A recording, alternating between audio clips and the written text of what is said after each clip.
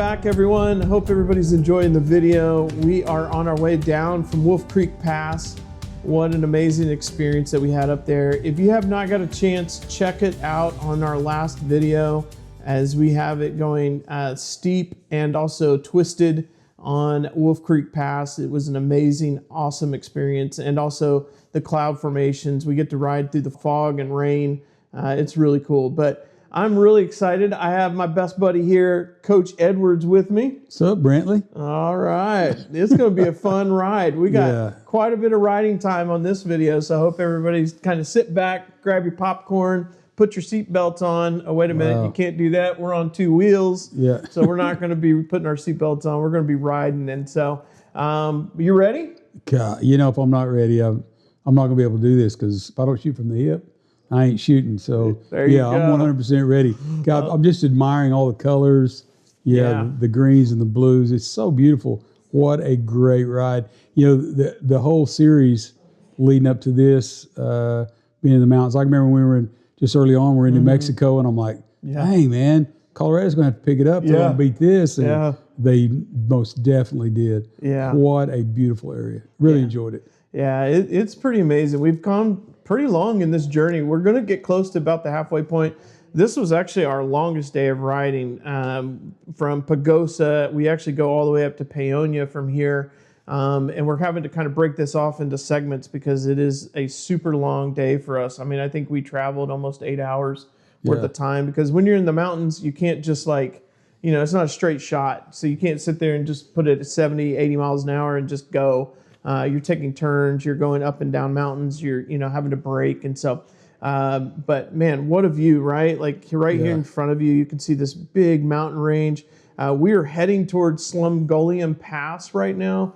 We just came out of Wolf Creek Pass, and through that you go up through Creed, Colorado, and we are on our way to Lake City, Colorado.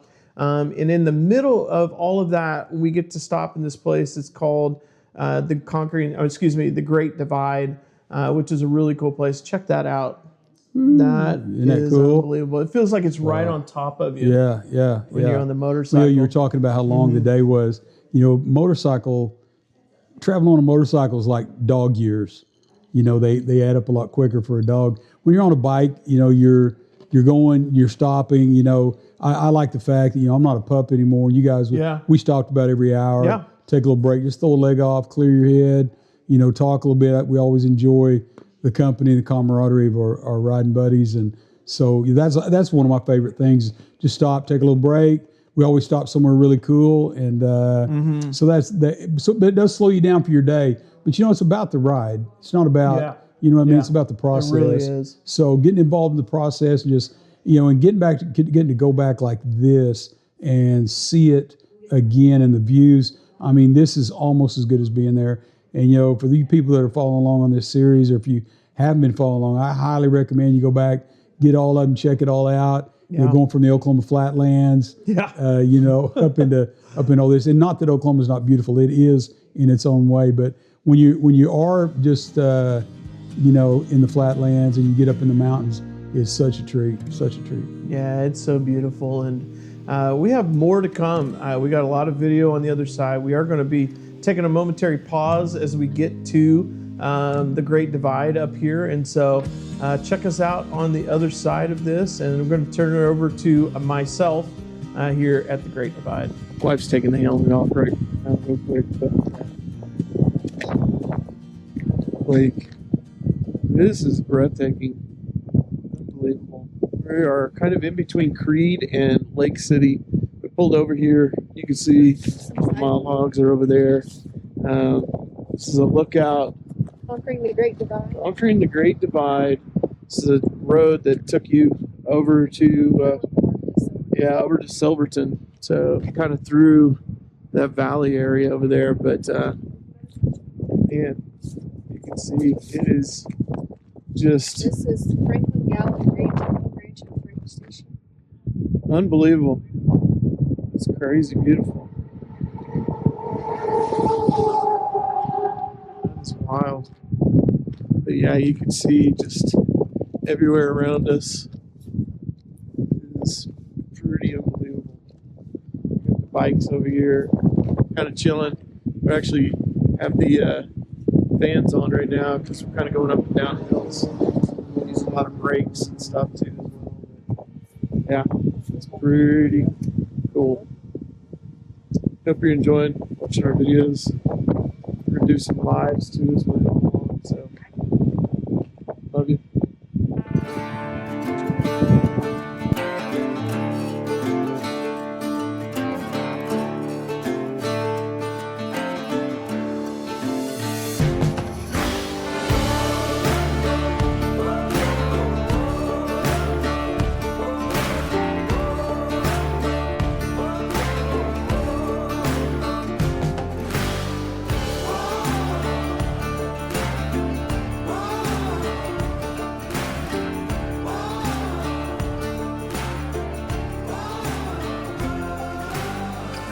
Well, we just got out of conquering the Great Divide. What an amazing area. Like, I know the video doesn't really showcase it the way it looks, but that area is just unbelievable. It's breathtaking. It's overwhelming. The lake there is just crazy large. And, but yeah, there's just so miles much, and miles across that plateau. Yeah. It was so pretty up there. So beautiful. And Beautiful ranch land. yeah, so we got a lot of riding in front of us. Stay with us. We got a lot of commentary here that we want to go through, and we're going to first start with that tour pack. Like last video, we kind of slow played it a little bit on purpose because we wanted to talk about it because I got the coach here with me. So let's unpack the tour pack. Yeah, so to speak. So to speak. Well, you know, I'm not sure where it busted at. It was a marketplace find for me, and the neat thing about it was that it was a color match, and it matched that Moroccan Pearl on my bike, so it was a no-brainer to buy it. So yeah, I picked it up and worked great. It was not a problem. It was an aftermarket tour pack. I think it was an Advent Black. Yeah. And no slight to them unless they wanted to maybe come in and buy me another one. But there you go. Yeah, unless they want to give me another one, kind of make up the difference that thing busting. But no fault to them. I think it was mainly my fault. I think we overpacked the top of the tour pack. Yeah. So, you know, we hit a few bumps. And I think when it actually broke and gave up, we were in one of the earlier episodes on one of the videos. I saw it. We went off onto a gravel spot trying to get our rain gear on, and I was probably going a little fast off the edge of the road there. And I saw that tour pack really flex. And again, it was the tour pack plus luggage, overstuffed luggage on top of it. So it was overpacked. So long and short of it, we're leaving Pagosa Springs, and Diana, my wife said, hey, it feels kind of funny back here. It doesn't feel right. So we stop, take a look at it. We drive back. We do know something's wrong. So we were heading back into town to get some gas. So one of the guys in the group, I think it was John, said, hey, there's a Tractor Supply just around the corner. We could go run over there. Yeah. And they're full of, you know, MacGyver stuff. And that's what we were going to have to do, is figure out how we were going to get this going again. So the bottom of the tour pack, where it mounts to just busted out. It was going to go. So to avoid, you know, I'm always worried about things on the back of the bike, because Diane and I will camp off the bike, and we got this thing packed down like the Beverly Hillbillies most of the time when we're going camping. I mean, we got a tent, we got chairs, we got, you know, sleeping stuff. Anyway, it's a whole episode. But all that to say, I'm always nervous about it. So anytime, if that ever happens to anybody out there, I mean, err on the side of caution. Do what's safe. So everybody had, you know, when you get 5 men together, it's like a committee, and so all the guys are kind of helping me, going, hey coach, y'all do this, y'all do that. Yeah, here you go. We all kind of, you know, put our heads together and go, okay, let's. We took the tour pack apart. It had a little rack on the top of it, and then of course it had the mounting system where it mounts on the back of the Harley. So we took the tour pack, we unscrewed that. John had it with some screwdrivers. We had a few tools, which as you should if you're going on a road trip. And we took the tour pack rack off the top rack off of it and mounted it on the rack that the tour pack was mounted on. So now I've got this really big, long, flat rack sitting on the back of my bike. And I went into Tractor Supply. I bought ratchet straps, and we figured it all up, put everything on there. So from this point on of the trip, I'm ratchet strapping everything down when we go somewhere. So it wasn't quick and convenient, but it was super safe. Yeah. I got the straps down as short as I could get them and cut them off. And it worked out great. I mean, everybody was, no soldier left behind. Everybody was waiting on me to get it done. Yeah. But got it put back together. The way it kind of mounted on there with the big suitcase, I had a big Harley roller bag, and that sit just perfect for Diana to lean up against for a backrest. Mm-hmm. And that worked out really good, except for when we would stop somewhere and go into we'd take all our stuff off, go into the house we'd rent, and then she'd have to ride it all back up again. Yeah, then she would have to ride with no backrest, which was always a little bit of a challenge. For her. She doesn't like, because I'm gonna fly off the back. Well, I don't drive that hard. But, definitely don't want anybody flying off the back. Yeah. Really, I think that was the main piece, is just being safe. Yeah. Out of all of it, no matter what, when you're on motorcycles, you're out driving in these places that, sometimes there's not going to be a mechanic for a long place. For sure. There was nobody near us. Safe. Yeah. We got to pause right here because see these orange signs on the side of the road. We just went over Slumgullion Pass. That was actually the peak of it. These orange signs, they fly by, but they're hilarious because they actually say, like, road uneven, pavement may be wet, maybe slick in spots. Yeah. And cyclists beware. Motorcyclists beware. Gravel in the road. And we went past, like 5 or 6 of them. Yeah. And as I'm going by them, I'm going, what are we doing? Yeah. This might be bad. This is a bad idea. Yeah, this might be bad. You can see them. Like, they just keep coming, these orange signs. And every one of them are like, time out. Do not do this. Do not go past go without collecting $200 or something. All part of the adventure, though, right? It is definitely a part of the adventure. But you can see it, like the mountain range over here in front of us now. It's a beautiful pass. It's not Wolf Creek Pass by any means, but it is more narrow because it's a 2-lane road all the way through. And it's not as steep, but it's still long. It's windy. It has great curves to it. Yeah. Great scenery. Yeah. When you're riding this trail that we're on, this highway, what highway is it? It's 149. 149. You're going to have to hang on the handlebars. You're not riding with no hands.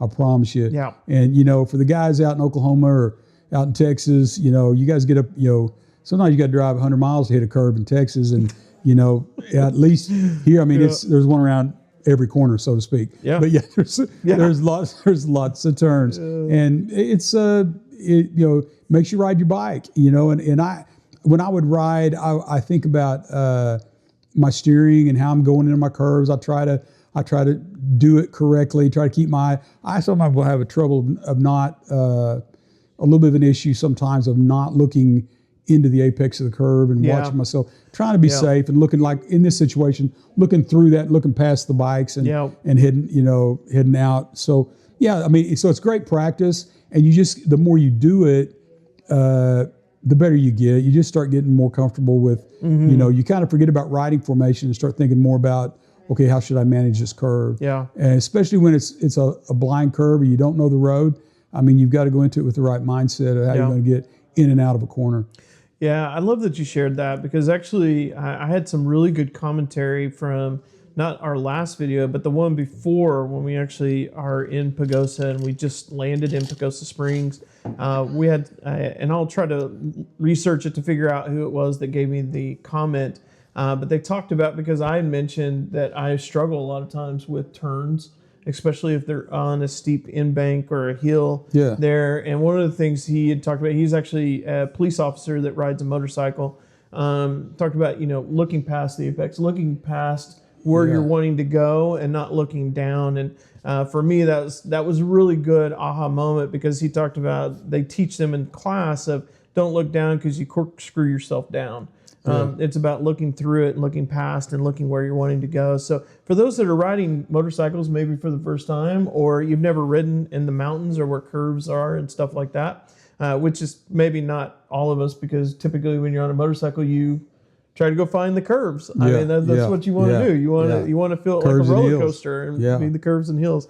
But if you haven't, you got to look through the curve. You got to look past it and not look down into it. Don't look down into the line, because you will go to the line and that will cause you trouble. And so, but yeah, that's a really good point. You got to be on your toes, and that's why I feel like it's good to don't override, ride your ride, and don't override.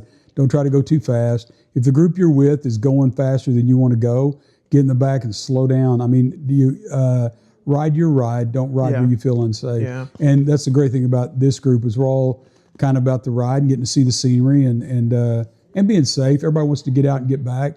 You know, you got to mitigate whatever risk you can when you're on two wheels, and being safe all the time is important. And plus, you got we're riding two up on these long trips like this. We're riding with the girls and keeping them safe. It's not just you. Yeah. You've got your partner there. So No doubt. Yeah. Here in just a moment, we are going to be coming up on a clearing where you actually get to see out over the mountain range. I know I've kept the video just kind of aiming straight during this time. It's so that we can just kind of have a POV version of like what this looks like. Hope you enjoyed the motorcycle sounds at the beginning of this video. Unfortunately, I only have the sounds from my bike on this video, on this portion of the video, which mine sounds like a card on a bicycle, just click, click, click, click, click, click. It doesn't have any sound to it, which is something I've got to work on for sure. Because that way we can actually incorporate that into the videos. The loud bikes make a difference. I hear they do. Yeah, they do make a difference. I think. If not, they at least make you feel more manly. They do. I mean, they do help. It helps your man card. It does help your man card a little bit more than a little putter that just kind of sounds like it's just putting along. So we went and rode those electric bikes that time. That was a live wire. Live wires. Yeah. Yeah, I was just check it out. Yeah, it's beautiful. Oh my goodness. Yeah, it's beautiful. Beautiful scenery, guys. Oh man. Yeah, so but nice. yeah, we did. We test drove those live wires, and you can hit 100 in 4 seconds or 60, whatever it is in 4 seconds. If you've never ridden one and you get a chance to, I highly recommend you do it. They are super fast. If I wasn't a poor retired football coach, I'd put one in my garage just to go play on because they are so much fun. Oh man, it's a ton of fun to play on. But yeah, these roads were great. And the roads were in really good shape. Other than the warning signs they gave us about how the road was. Yeah, don't go this way. Yeah, turn back. Yeah, but it was all good. It was all good all the way through. Now we're headed to where, Brent? What's the town? So as we were just getting ready to transition us into talking about Lake City, we're heading into Lake City, Colorado. And this is an amazing town. It has grown. I actually used to camp here when I was younger, way a long time ago, and the city was just, like a gas station almost. Like that's all that was there. Wow. And you couldn't ride into town with the four-wheelers and all that back in the day. Now you can. And you can, everybody's going around in the side-by-sides and everything like that. And bikes, a lot of adventure bikes. But they had really cool restaurants. So our next video coming up in the following week, you'll get to see that. We ate at a really cool place there. We also got to see hummingbirds everywhere. Yeah, they were all over. It was such a cool experience. We also had more ice cream. That's something we really haven't talked about, but we focused in on eating ice cream every single day that we were in Colorado. That is a true statement. Well, we are the mild hogs. We are the mild hogs, for sure. That is the definition of our name. Yeah, Lake City was Diana's favorite out of all we went to. Now, mine right now, I think, has got to be Red River was the town. Yeah. Red River was pretty amazing looking. Yeah. And it was kind of the time of day, but yeah, she really liked Lake City. That was her favorite. Yeah, the Red River, that took me back a little bit. I wasn't expecting it to be as pretty as it was. And we've had some commentary on our videos. A couple of people have talked about that Red River video. So if you haven't had a chance, go check that one out. There's also drone footage in that one too well. Yeah. But it's amazing. And it's not that far. If you're in states around Colorado or New Mexico, Red River is just literally a hop, skip, and jump right there. And we met a guy there that was bear hunting. Yeah. Don't get me wrong, Tulsa County, you don't see a lot of bear hunters. No. You don't. Really. But this, how often do you meet a guy that hunts bear? That hunts bear. Yeah. I know, right? And he's sitting there going, I went up 13,000 feet to go. And I'm going, say what? Where's your coonskin cap? I thought he'd have a coonskin cap on her. Oh, God. Yeah, it was pretty crazy. Out there being Davy Crockett or something like that. Now, this is the town, right? Yeah, this is it. This is Lake City. Yeah, and this really is going to be spot. Our stopping point from conquering the Great Divide. And we've had a lot of joy being able to showcase our trip with you. Well, and Brent, you've been a great tour guide. Well, thank I'm you. surprised Colorado Yeah. didn't hire you to go, hey, we got a guy that kind of travels around here and does promoting some the good state. videos. Yeah. Hopefully does some good videos. Yeah. Thank you very much for the likes and the comments that everybody's leaving, and for sure the subscribers. I do want to celebrate. We went over 300 subscribers. Pretty cool, man. Yeah, Good job thank on you you. so much. Good for job on you, everybody. man. Yeah, well, Y'all it's tell all your of us. friends, man. If you don't like these, look, I'm a YouTube fanatic. That's all I really watch anymore. All kinds, from music videos, all kinds of, like most of a lot of you do. That's how you find these. But if you're finding anything better in these videos, these are amazing. These are really good. Oh, thank really you. good. I appreciate Great job, man. Keep it up. Thank you so much. All right, everyone. Thank you again for watching Mild Hogs of Glenpool. Please like and subscribe, and we'll see you on the other side.